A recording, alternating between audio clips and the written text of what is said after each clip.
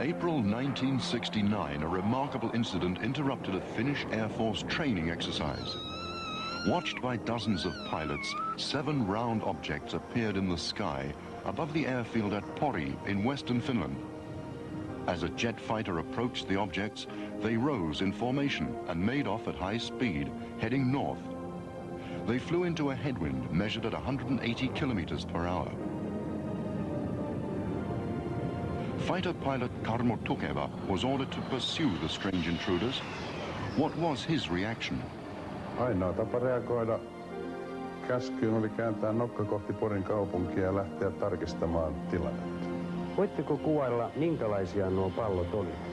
Pallot olivat yleismuodoltaan pyöreitä, ilman mitään tarkkoja äärirajoja ja väriltään voisi kuvailla vaalean kellertäviksi. Kuinka lähelle te pääsitte niitä palloja? Etäisyyttä on täysin mahdotonta määrittää, koska palloilla ei ollut mitään tarkkoja äärirajoja eikä mitään kiintopisteitä ollut käytettävissä. Kun nuo pallot sitten lähtivät liikkeelle, kuinka suureksi arvioitte niiden nopeuden? Nopeuden määrittäminen on täysin mahdotonta. Oma nopeuteni oli noin 700 kilometriä tunnissa ja pallot hävisivät moninkertaisella nopeudella kohti pohjoista. Oletteko löytänyt jälkeenpäin noille palloille mitään normaalia selitystä? Mitään normaalia selitystä kyseiselle ilmiölle on kyllä vaikea kuvitella.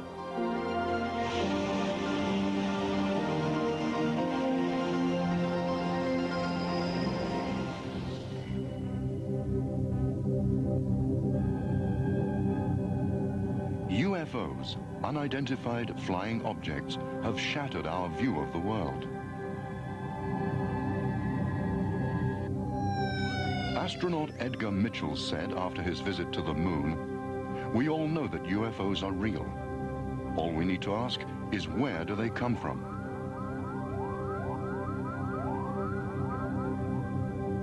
Soviet cosmonaut Grechko has said, "If I were free to tell what we've experienced in space, the world would be astounded."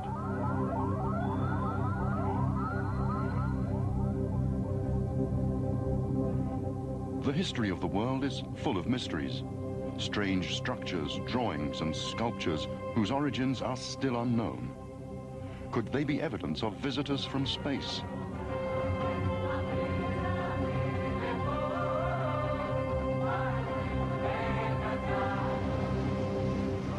So far, there have been more than 100,000 reported sightings of UFOs all over the world, from Brazil to Lapland in the far north of Scandinavia.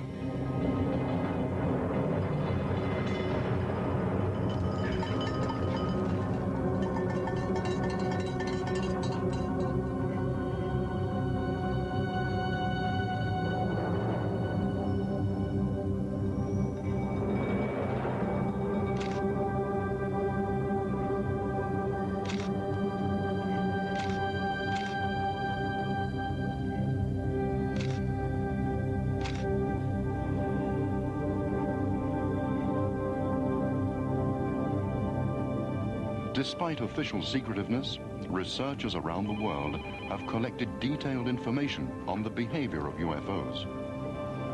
Although many supposed UFO sightings can be explained in normal terms, the remaining genuine UFOs have displayed common characteristics that warrant scientific investigation.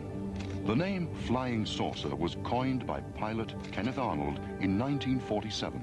The United States Central Intelligence Agency has revealed that Hitler's Germany was among the first to investigate UFOs.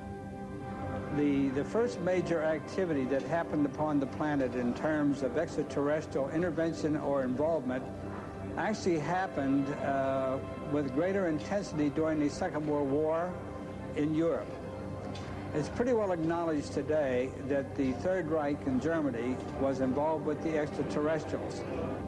My contention is that indeed, because of the prosecution of the war, everything associated with aerial phenomena and so forth had to be classified for the sake of the war and the Allied powers, because we didn't want the enemy at that time being the Third Reich to know that, of course, we were suspect that they had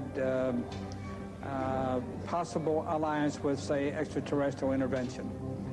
In the early stages of all of this, during the, say, Truman administration, we were actually, and also the Eisenhower administration, we were actually approached by good ETs, and they warned us that we should not become involved with the ETs who would follow them later on. UFO sightings have multiplied during times of international crisis. There was a significant increase in UFO observations during the Second World War. The war laid the foundation for the human conquest of space and for the destruction of life on Earth. Virgil Armstrong asserts that UFOs have provided much technical information. I myself had started this really in 1980 in Oakland Auditorium in Oakland, California, when I stepped forward and I lectured to about 800 people, and my subject was government conspiracy and UFOs. I saw top secret documents saying that an unidentified flying object had landed at White Sands, New Mexico. And then, of course, I followed that by wire. I was not actually physically involved in the capture itself. It was no capture anyway. It soft landed in the middle of White Sands, New Mexico. And then we kept another observation. Later on, of course, we managed to get inside of it. We found 5 bodies. From the end of the 1940s, the United States and the Soviet Union intensified their research into UFOs. Much of the research was prompted by observations by the military and by commercial pilots. Officials have attempted to conceal their UFO investigations and to play down the significance of the UFO problem. In the late 1970s, the Freedom of Information Act in the United States permitted the release of official documents more than 30 years old. Following court proceedings initiated by UFO researchers, more than 2,000 official reports on UFOs were made public. Hundreds of other reports remained secret after court rulings that their release would have constituted a threat to national security. United States Marine Major Donald Kehoe, who served as chairman of the UFO research organization NICAP, was the first to allege in the 1950s that the authorities were concealing UFO reports. Kehoe had in his possession extensive material on UFO sightings by aircraft pilots. Professor of Astronomy J. Allen Hynek was for more than 20 years a specialist on UFOs with the United States Air Force. Gerald Ford, Republican Party leader in the U.S. Congress, proposed the establishment of an official UFO research committee. Edward U. Condon, a doctor of physics, became its first chairman. Hynek, a member of the committee, noted that officials were unwilling to tell the truth about UFOs. He broke off cooperation with the Air Force and set up a private UFO research organization. To this day, the superpowers are still faced with an unsolved mystery. Recently, it was disclosed that when President Reagan and Mr. Gorbachev met in 1985, the UFO problem formed part of their discussions. The Freedom of Information Act has revealed a mass of new evidence that an unknown spacecraft landed at Roswell, New Mexico in 1947.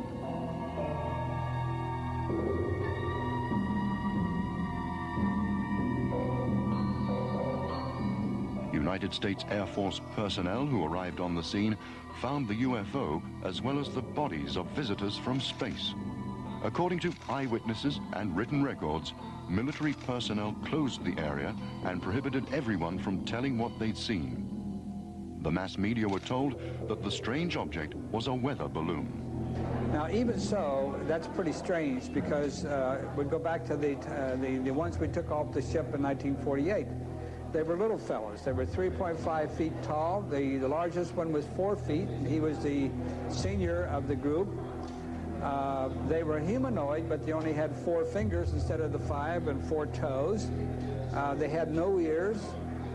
They had no nose, no hair, and the mouth was immobile. So although they were basically humanoid, they were totally different. According to the autopsy reports, the creatures had 4 long-nailed fingers on each hand. Between each finger was a fold of skin. The creatures had gray skin, and their blood, although liquid, was totally unlike human blood in composition. The released documents report that a top-secret task force, Majestic 12, was set up to investigate the case. The group received its orders direct from President Truman. The case has been examined in great detail by Canadian nuclear physicist Stanton Friedman. I believe the United States government has the bodies of aliens in its possession, whether it's the Army, the Air Force, the Navy, the National Security Agency, the CIA. I have no idea. But I'm certain that with the crash of a flying saucer in Roswell, New Mexico in 1947, July, that they recovered not only the vehicle, but the bodies as well. There are other stories about other crashes, but that one's been thoroughly investigated. We've talked to more than 100 persons connected with that. So yes, the government certainly has alien bodies. On the 5th of May, 1989, South African Air Force fighters took off to intercept a strange object that had penetrated South African airspace. One of the pilots fired at the intruder using a new laser-guided weapon, forcing it to land across the border in Botswana. On board the UFO were humanoids who looked amazingly like those found at Roswell. They were short and had only 3 fingers with long nails on each hand. Between the fingers was a fold of skin. Their eyes were wide and slanted, and their skin was a bluish gray. The incident was investigated by Anthony Todd, who served for 25 years as a police officer. The UFO came down and crashed in the Kalahari Desert.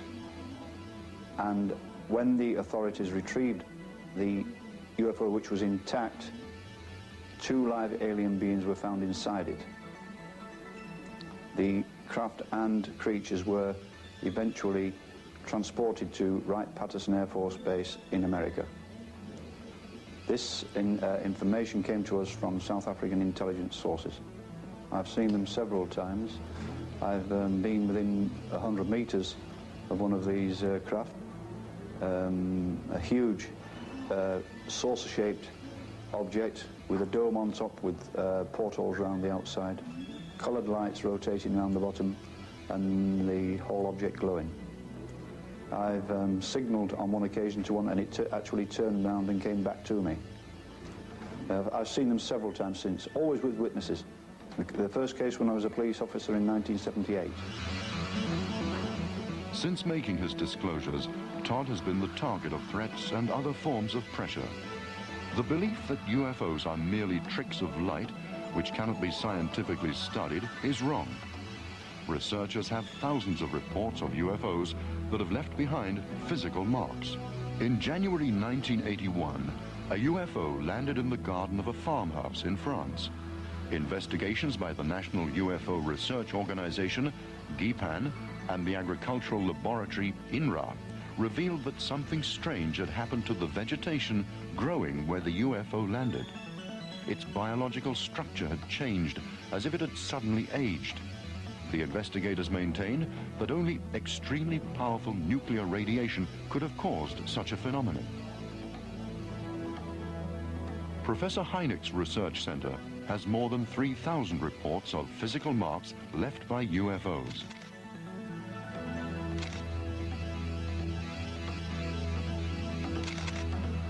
Mysterious imprints in fields in northern England have stirred up an impassioned debate about their origin. A British couple tell how they saw the patterns emerging during a time of high winds and an eerie mist. It was, as they said, an experience that made their hair stand on end. From the point of view of human beings, the most worrying marks left by UFOs are radiation burns.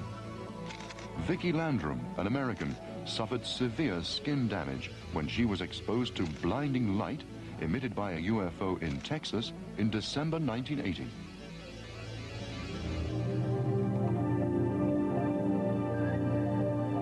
UFOs are a worldwide problem that's been discussed at the United Nations.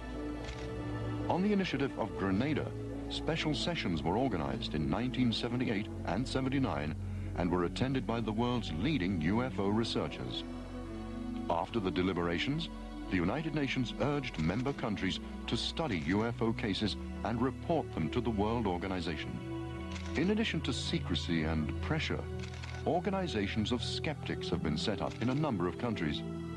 they systematically deny the existence of all UFOs. A true skeptic would be very useful in the field of UFOs or ufology. Unfortunately, what we're really dealing with in most instances are not skeptics. I'm a skeptic. I check things out. What we're dealing with are debunkers, and they seem to have very little to offer because they're the true believers. They know there's nothing to the subject, so they don't give it any attention. They just make proclamations and charges. So skepticism is fine. Debunking isn't very useful. James Randi isn't really a UFO skeptic. He's a debunker. He knows practically nothing about UFOs. In his book, Flim Flam, he discusses Marjorie Fish's star map work connected with the Betty and Barney Hill case and gets just about everything wrong. Now, a different kind of skeptic is Carl Sagan. Carl and I were classmates at the University of Chicago. I have no idea why Carl has continued to make foolish charges about flying saucers. His most recent one was that every UFO sighting, when carefully investigated, turns out to be either a fraud or a mistake. The statement itself is a fraud because every large-scale scientific study provides loads of sightings that are neither, that are obviously evidence of intelligently controlled extraterrestrial spacecraft. UFO witnesses have not only been uneducated country folk. Their number includes some very prestigious people. Former U.S. President Jimmy Carter, in the company of some 20 other people, saw a UFO on January the 6th, 1969. He was then governor of Georgia. On the 17th of November, 1986, a Japanese airliner followed 3 UFOs for half an hour. The pilot, Flight Captain Kenju Terauchi, one of Japan Airlines' most experienced flyers, described the biggest of the UFOs as being 5 times the size of a jumbo jet. They changed speed astonishingly quickly, and Captain Terauchi stated that the UFOs must have come from outer space. There are thousands of photographs of UFOs.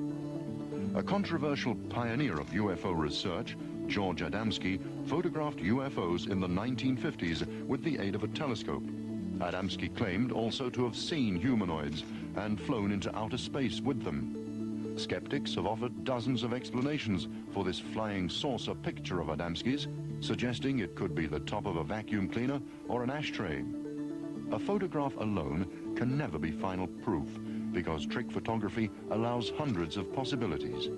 The final years of Adamski's life were tragic. He was branded as a trickster. These pictures were taken by an American couple, the Trents, on May the 11th, 1950. Researchers regard them as some of the most reliable UFO photographs. The target of a furor, at least the equal of the Adamski controversy, was Edward Meyer of Switzerland as a result of his photographs and claims of having had contacts with humanoids.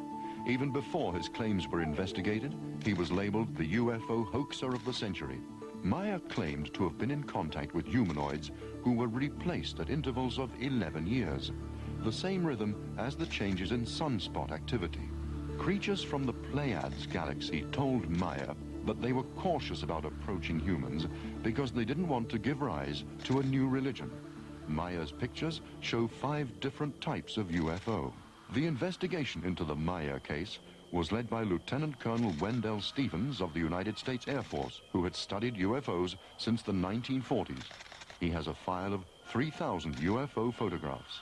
Well, the question is, why do I believe the Swiss case of Edward Meyer is a real UFO contact case? And why do I accept those remarkable pictures as real pictures of UFO? I must say that in the course of the investigation, we found not one photographer, but we found 5 photographers, 5 different photographers, all involved in this one case. They all took pictures of the spacecraft, the Pleiadian spacecraft. And on one case, 4 photographers simultaneously from 4 different vantage points took pictures of the same craft at the same time. And those were taken on 4 different cameras, 4 different rolls of film.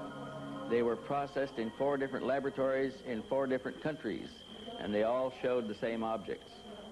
Apart from that, we took 4 of the best pictures, one from each of 4 different cases, to the United States with us, where we put them through exhaustive testing, for which more than $60,000 was paid for testing by every known means in modern technology.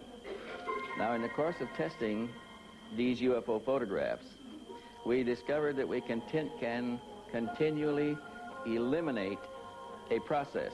We can always eliminate one more process known in phototechnical circles as processes for faking pictures. And we successfully eliminated all known processes of technically producing pictures and end up with something unknown. We do not know how these pictures were made unless they were made in real time, real spacecraft, as alleged by Mr. Meyer. Tried to learn from the UFO's flying characteristics, which is one reason for the secrecy that surrounds them. Recently, the latest test version of a flying saucer was shown in the United States.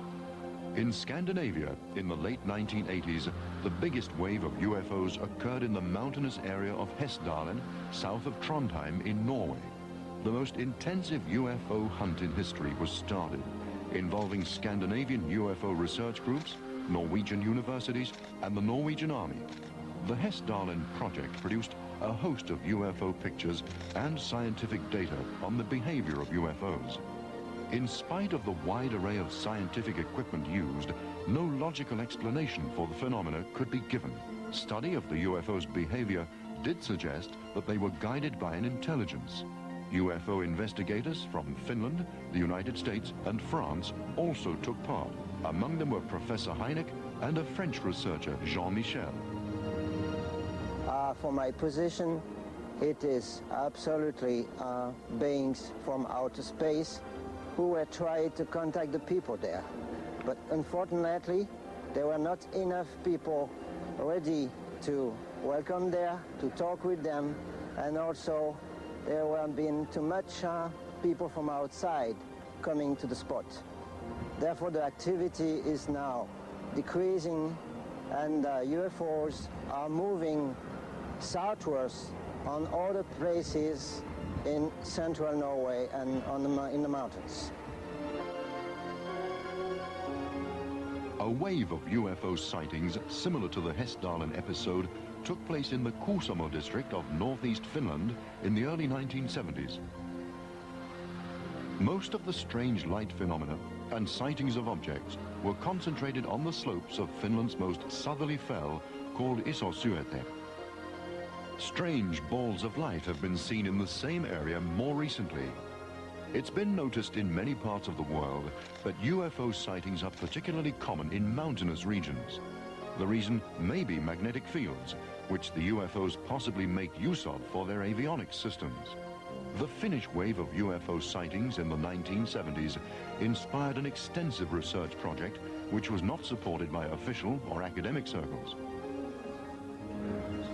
Pudasjärven UFO-aallon aikana tutkimme ilmiötä välineellisesti ja käytimme siihen kaikkia valokuvausteknillistä materiaalia, mitä oli saatavissa, erityisesti infrapuna-alueella. Kykenimme tallentamaan ilmiöitä, jotka eivät vielä tänäänkään ole selvitetty.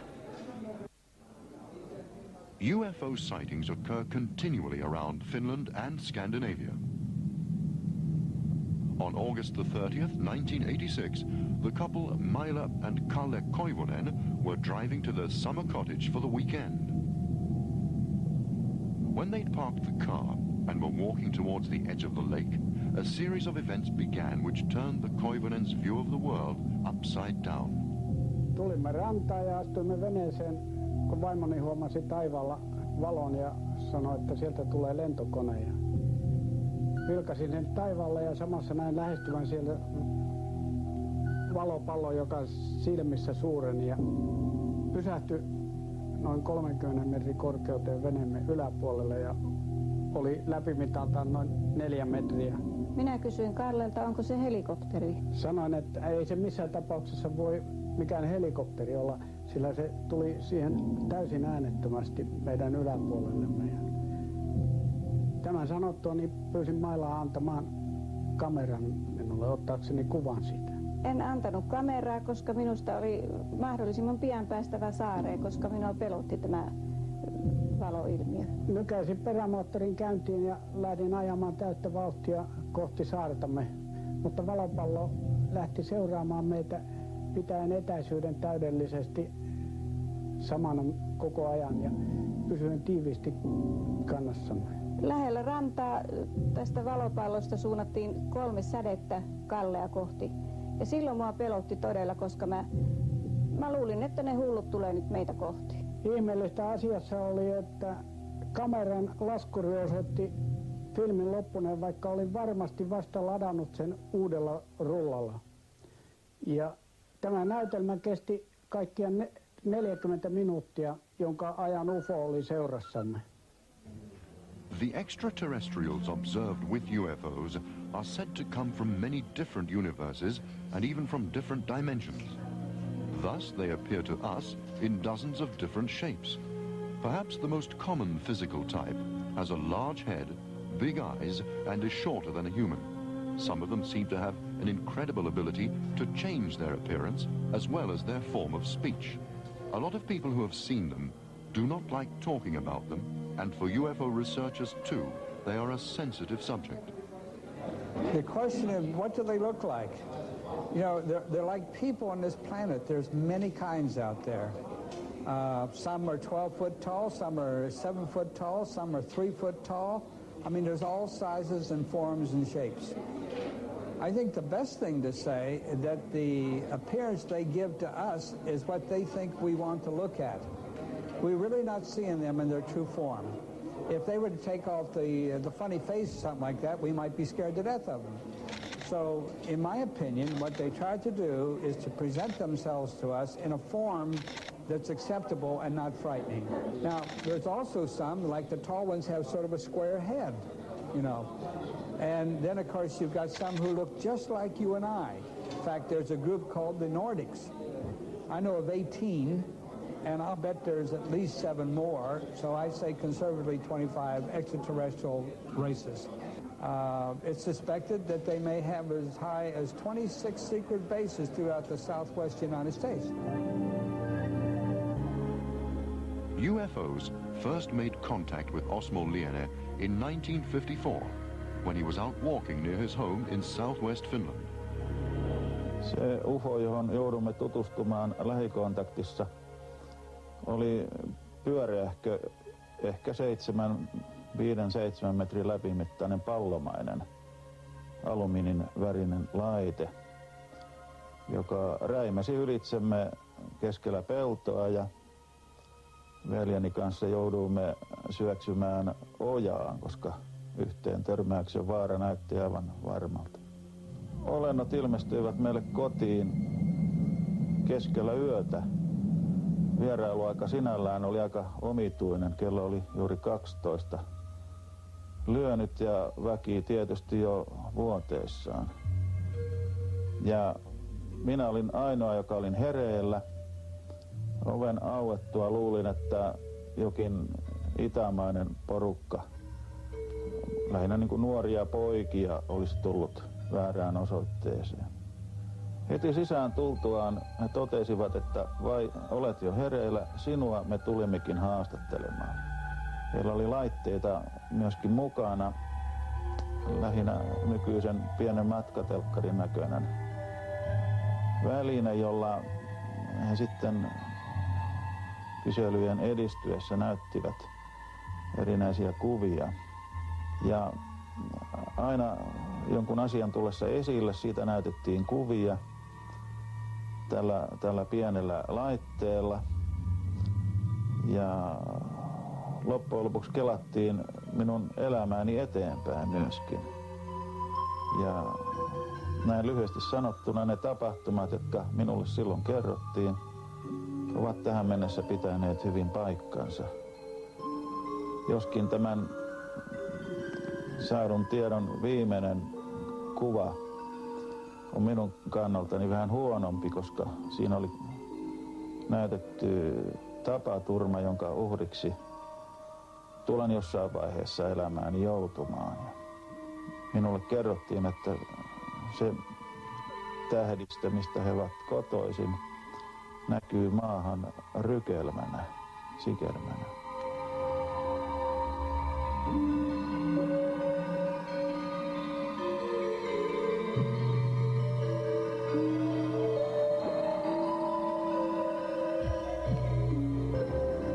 There's been a major wave of UFO sightings in recent years in the former Soviet Union, including the Baltic republics. Thanks to the new openness in those countries, UFO research has become very active and international. Several big UFO conferences have been held involving hundreds of scientists. In 1989, news of the landing of a reddish, ball-shaped UFO in a park in the town of Voronezh spread around the world. Out of the craft came creatures 3 meters tall. On seeing them, one eyewitness suffered a stroke and another was temporarily blinded. At about the same time, there were several more sightings of UFOs and humanoids in Voronezh. The eyewitnesses included many children. Recently in Voronezh, some weeks ago, there were some sightings, UFO sightings and UFO landings also. And I'd like to stress especially that not only schoolboys, not only children were observing these strange landing and sightings and humanoid, human-like beings emerging from the landed spacecraft. There was a great number of reliable witnesses among adults also. It seems to me that now there is some kind of wave of UFO sightings over the Soviet Union, and to my estimation this number is increasing. Abductions of people by UFOs has been a talking point in the United States for years. Among the first well-researched cases of abduction was that of fishermen Charles Hickson and Calvin Parker in October 1973. As darkness fell, an object 30 meters long landed close to the two men. Remarkable creatures emerged from the UFO. They were about 1.5 meters in height, hairless, with pincer-like hands. The men were scared out of their wits. Hickson started to beat the water with his fishing rod. Parker fainted in his arms. They were anesthetized and carried into the craft. When they reported the incident to the police, they were still close to hysterical. A conversation between the two men, secretly recorded at the police station, indicated that they really believed they had experienced a UFO kidnapping. An abduction at Cergy-Pontoise near Paris in France in 1979 aroused widespread attention in France. In the early hours of the morning, 3 young men saw balls of light, and one of them, Franck Fontaine, mysteriously disappeared. Fontaine reappeared a week later. The police investigated the incident thoroughly, but could find no logical explanation for what had happened. Hypnosis revealed that the men had been in contact with a humanoid named Haurio, who warned them of a threat of world destruction. American Bud Hopkins has recently investigated hundreds of abduction cases. Because of the loss of memory often associated with such cases, Hopkins uses hypnosis on the people involved. In terms of finding new abduction cases, I'm running into them daily. People reporting new cases. Sometimes these are new only in the sense that they haven't recalled them before, but I'm also, so in other words, they may be an old case I'm just hearing about for the first time, but I'm also running into very recent abduction incidents. I have one that I've been working on that occurred in late August, another one that occurred in June, and so forth. It's an ongoing phenomenon. There's no reason to say for sure that abductions are concentrated in the United States. It is a worldwide phenomenon. One young woman I've been working with had a recent abduction, actually in August, in the United States, but in prior trips she was abducted in South America and Argentina. She's been abducted in Spain, and she's been abducted in various parts of the United States. I live in the United States, and therefore I suppose I hear about more American cases. And since my books are widely distributed in the United States, I'm hearing from more people. But I would guess if I were to go to Finland or any other place, and we were able to set up some way in which people could report their possible suspected abductions in a way that they would feel was supportive and trusting and so forth, that we would find huge numbers there too. I think this is a worldwide phenomenon. A growing number of abduction cases have come to light in Finland too.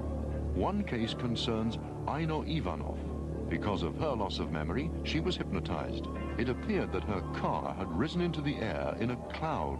Like many other contact people, Aino Ivanov is parapsychic. Tulossa Siivikon ja Puhoksen kouluilta autolla puolen yön jälkeen olin näillä kouluilla tuntiopettajana. Ja kun auto ylitti tämän Iijoen sillan, silloin näin edessäni Sumuseinämän. Ja kun auto sukelsi tänne Sumuseinämän sisälle, tapahtui jotakin merkillistä. Auto lähti nousemaan ylöspäin. Se kulki käsittääkseni huimalla nopeudella ja ensin oli aivan pimeä.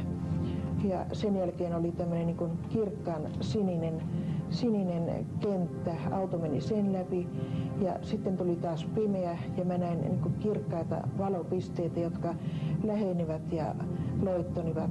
Ja heräsin siitä, kun huomasin, että oli niin kuin vähän niin kuin hämärää ja auto laskeutui tälle oudolle kamaralle. Ja sitten mä aloin silmäilemään, että minkälaiseen paikkaan mä oon niin kuin joutunut.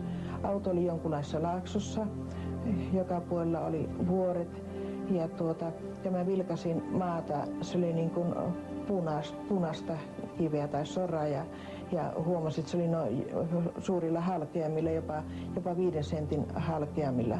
Ja mä ajattelin mielessäni, että tässä paikassa ei ihminen voisi elää, että ja ainakaan tässä vettä saisi. Sitten mä huomasin, että sieltä vasemmalta puolen sieltä vuoren kylkeä alas tuli 2 henkilöä. Heillä oli suuri pää, eikä ollut hiuksia ollenkaan.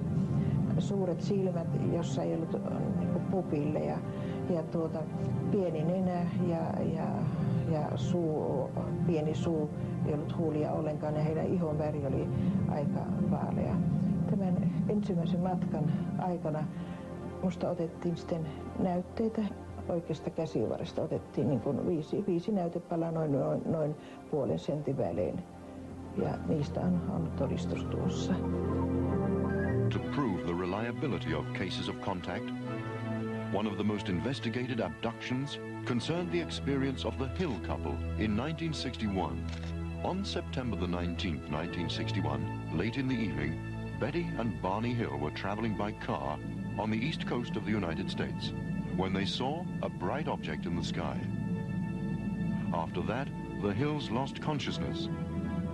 When they came to, the UFO was gone, and they had traveled nearly 50 kilometers south without being aware of it. Under separate hypnosis, the Hills both told how they'd been anesthetized and transferred to the UFO. Large-headed, large-eyed creatures had carried out medical tests on the couple, including taking a sperm sample from Barney Hill. One of the creatures had shown them a picture that gave the position of their home planet in relation to our universe. Phyllis Van Schlemmer is a contact whose space adventures are of the same type as Aino Ivanov's. I've had meetings with beings from other planets on UFOs twice. Both of them were completely different than the other. My first meeting was a UFO came down, it landed, I saw it, the door opened. For a moment I was very frightened and I said, no, this is an experience, I must go with it. So I boarded the craft, and as I entered I felt the presence of someone in back of me that I didn't see. And I entered into the inside of the craft, and there were 2 beings in the craft. They were well over 6 feet, formed exactly like a human, quite good looking, very, appeared to be males. They had a metallic type of costumes on and did not seem to have any openings or fastenings of any kind. Very large crystal blue eyes, if you can call eyes crystal blue. And several years before, in my office one day appeared a space being, and it was similar to this being that these three beings, or the two beings that I had seen that was on the ship. The trip was to the moon. They put this type of helmet on. It was like a plastic helmet or plexiglass, and it had a rim all around it. It was clear. It was a double plexiglass or plastic. It had little holes around, and when they put this helmet on me, it created an atmosphere around me that I could breathe, because I had told them, look, we're on the moon. I want to go out. You can't bring me here and then not take me out on the moon. So they put this device on me, and as I walked, it seemed that the surface kept it above ground, so it functioned in this manner. I don't know how it worked. But they opened the door, and one took one hand, and one took the other hand, and they took me outside, and I was so happy because they were holding it. I was floating, and they were holding me down. They did not have problems walking on the moon. They did not float. They may have had something to hold them down. I don't know, because their boots were the same as their clothes. But I walked around for a while, and I wanted to walk, and they held me down so I could walk in the dust like this and kick it up and so forth. And we walked around a while, and then they gave me the message, we have to go back. And they took me back in, took me off the took the device off me. I sat down and came back, and it was when I got off the ship and then went back into the house, it was 6:20 in the morning, and I had left at approximately 2 o'clock. I asked them how were they able to do this, because I think our astronauts took a couple of days to get there. And they said that we just did not understand, that we were not technically advanced enough to understand how to go this fast. In evaluating cases of contact, it has to be remembered that the experiences are often described either under hypnosis or as parapsychological phenomena. The Finnish doctor of medicine and parapsychologist Rauni-Leena Luukanen has experienced a UFO contact under hypnosis. Aiheutettiin niin sanottu ruumiista poistumisilmiö, jonka seurauksena hämmästyttävästi jouduin UFOn sisälle. Luonnollisesti ihmiset sanovat, että tämä on mielikuvitusta. Minulle se oli täyttä todellisuutta, ja minusta se oli erittäin mielenkiintoista olla UFOssa tutkittavana aivan kuin lääkärin vastaanotolla ja tavata olentoja, jonkalaisia en ole aikaisemmin nähnyt. Minä pystyin havaitsemaan 3-4 olentoa, jotka olivat pieniä, noin 80-senttisiä, enkä pystynyt edes sanomaan, olivatko he miehiä tai naisia. Voitteko kuvailla, miten tuo teidän väittämänne ruumiista irtaantuminen sitten tapahtui? Toisin sanoen, miten te kohtasitte nämä UFOt? Se on parapsykologinen ilmiö, jota on varsinkin USAssa tutkittu hyvin paljon. 8 miljoonaa ihmistä on kokenut ruumista poistumisilmiön siellä.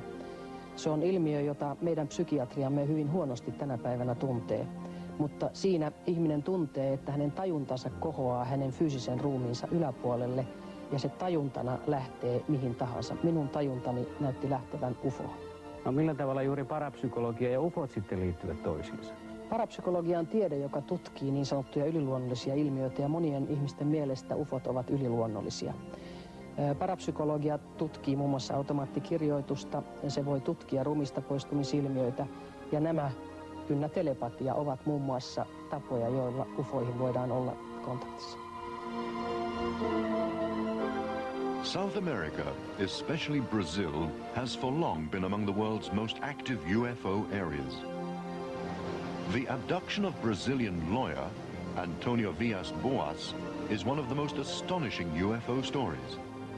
On October the 15th, 1957, Antonio Villas-Boas was plowing on his farm when a 10-meter-long object landed near him. To his surprise, 4 helmeted creatures came out of the UFO. They grabbed him by the arms and took him into the craft. He was subjected to medical experiments, which climaxed when into the room stepped an almost human female creature. The creature undressed, and Antonio found her extremely beautiful. the woman invited Antonio to have sexual intercourse, the purpose of which was to cross a human with an alien being. Later, the extraterrestrials returned to show him a small being, Antonio's offspring. Betty Andreasson, an American whose father was Finnish, met extraterrestrials for the first time on January the 25th, 1967. The beings came to her home and anesthetized her family. They took Betty to a UFO, which traveled to a completely strange place, about which Betty remembers only fragments. UFO investigators returned Betty under hypnosis to the time of her UFO experience, and she was able to recount her journey in detail. Betty Andreasson later told of UFO encounters during which she claims to have visited a center for cross-breeding humanoids with humans. These pictures are based on Betty Andreasson's own recollections. In some abduction cases, the kidnapped people have gained the impression that the cross-breeding experiments are not necessarily about developing mankind. Perhaps the most remarkable abductee is the American writer Whitley Strieber.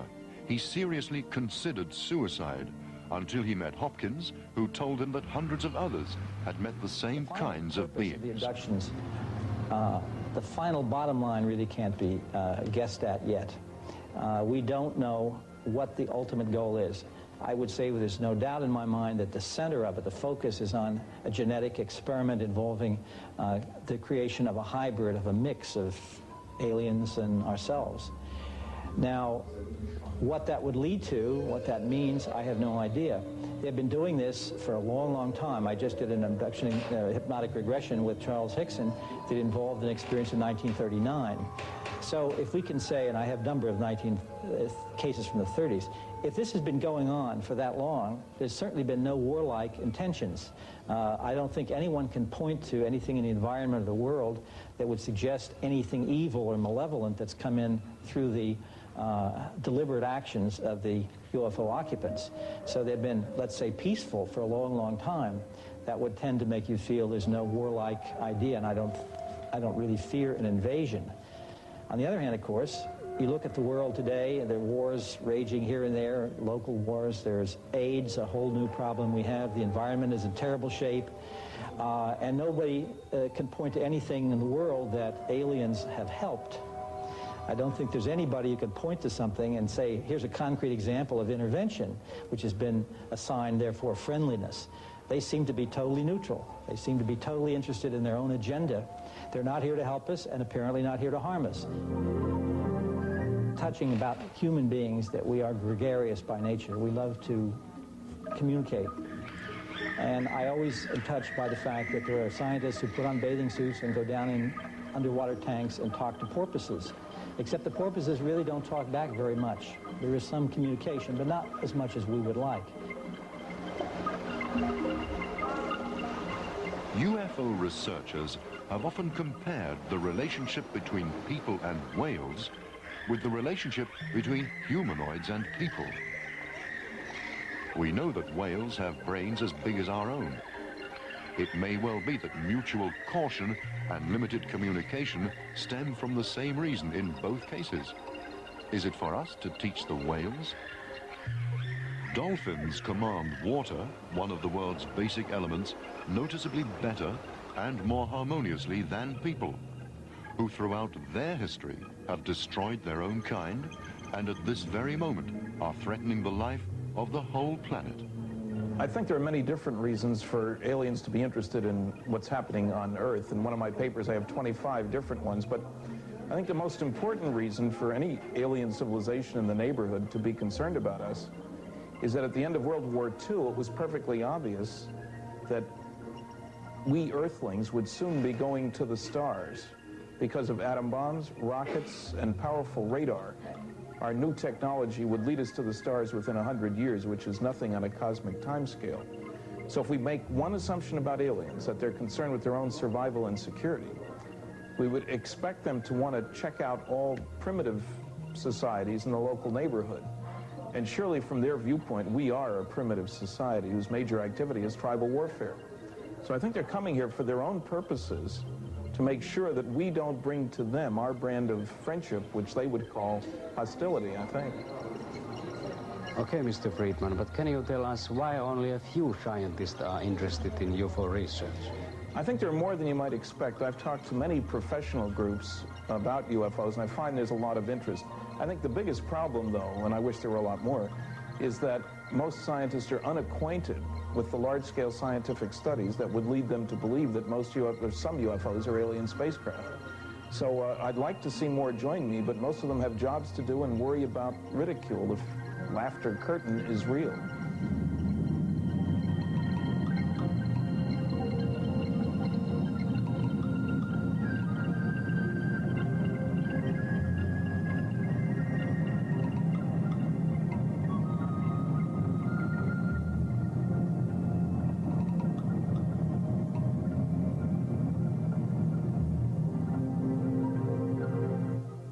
UFOs have displayed common characteristics that warrant scientific investigation. The name flying saucer was coined by pilot Kenneth Arnold in 1947. The United States Central Intelligence Agency has revealed that Hitler's Germany was among the first to investigate UFOs. The first major activity that happened upon the planet in terms of extraterrestrial intervention or involvement actually happened with greater intensity during the Second World War in Europe. It's pretty well acknowledged today that the Third Reich in Germany was involved with the extraterrestrials. My contention is that indeed, because of the prosecution of the war, everything associated with aerial phenomena and so forth had to be classified for the sake of the war and the Allied powers, because we didn't want the enemy at that time, being the Third Reich, to know that, of course, we were suspect that they had possible alliance with, say, extraterrestrial intervention. In the early stages of all of this, during the, say, Truman administration, we were actually, and also the Eisenhower administration, full of mysteries, strange structures, drawings, and sculptures whose origins are still unknown. Could they be evidence of visitors from space?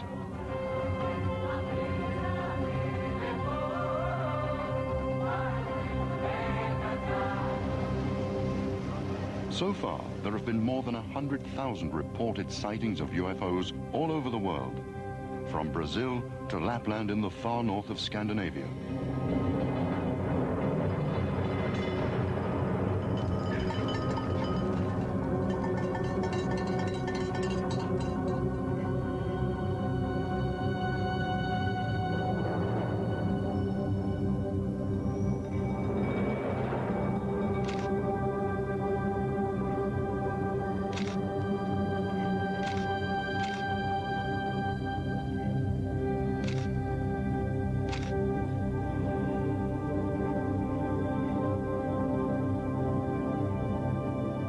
Despite official secretiveness, researchers around the world have collected detailed information on the behavior of UFOs.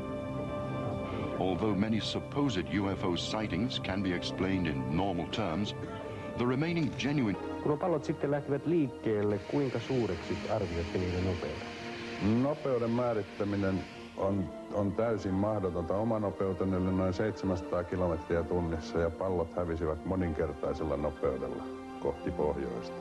Oletteko löytänyt jälkeenpäin noille palloille mitään normaalia selitystä? Mitään normaalia selitystä kyseiselle ilmiölle on kyllä vaikea kuvitella.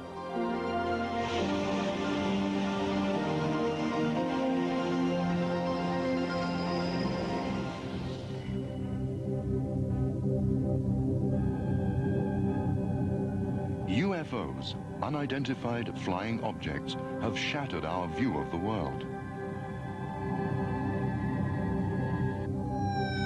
Astronaut Edgar Mitchell said after his visit to the moon, "We all know that UFOs are real.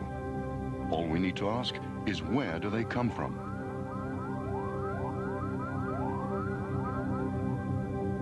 Soviet cosmonaut Grechko has said, "If I were free to tell what we've experienced in space, the world would be astounded."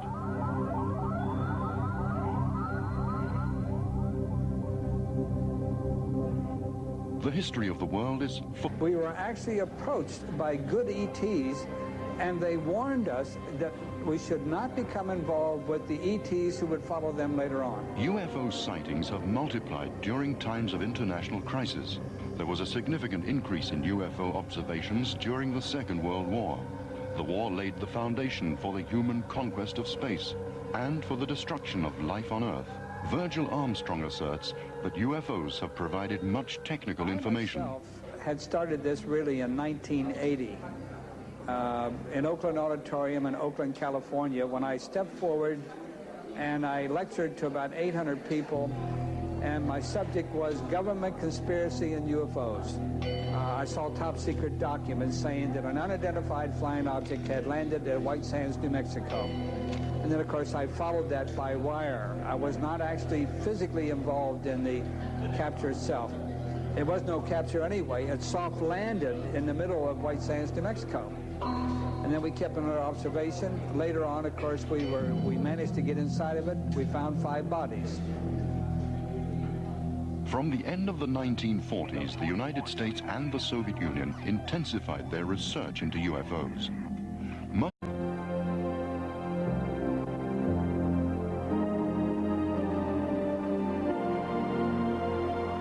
In April 1969, a remarkable incident interrupted a Finnish Air Force training exercise. Watched by dozens of pilots, 7 round objects appeared in the sky above the airfield at Pori in western Finland. As a jet fighter approached the objects, they rose in formation and made off at high speed, heading north. They flew into a headwind measured at 180 kilometers per hour. Fighter pilot Karmo Tukeva was ordered to pursue the strange intruders. What was his reaction? Ainoa tapa reagoida käskyyn oli kääntää nokka kohti Porin kaupunkia ja lähteä tarkistamaan tilannetta. Voitteko kuvailla, minkälaisia nuo pallot oli? Pallot olivat yleismuodoltaan pyöreitä, ilman mitään tarkkoja äärirajoja, ja väriltään voisi kuvailla vaalean kellertäviksi. Kuinka lähelle te pääsitte niitä palloja? Etäisyyttä on täysin mahdotonta määrittää, koska palloilla ei ollut mitään tarkkoja äärirajoja eikä mitään kiintopisteitä ollut käytettävissä.